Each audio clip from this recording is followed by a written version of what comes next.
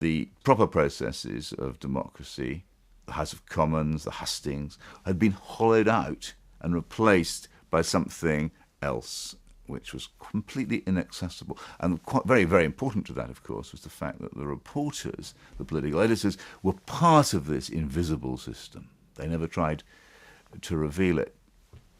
And this doesn't just apply inside the House of Commons, of course. It applied at elections. Elections were becoming fabricated political events. They weren't determined by the proper clash of ideas, but they were determined by a very small and, in my view, highly sinister collection of experts behind the scenes.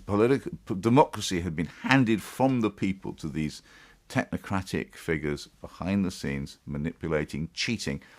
In the 2005 general election, I went to a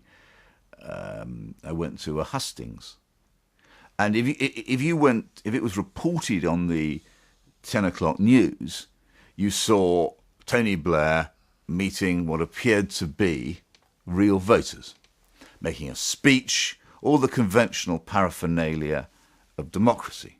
But actually, I'd been there. Not one single ordinary voter was at this event. It had been kept secret deliberately from the voters. The only people, the so-called ordinary people that were there, had been rung up 2 hours before. They were Labour Party activists who'd been alerted by text message to go. And if an ordinary person had tried to get in, they would have been barred. It's absolutely pure example of how the British democracy had become a fiction.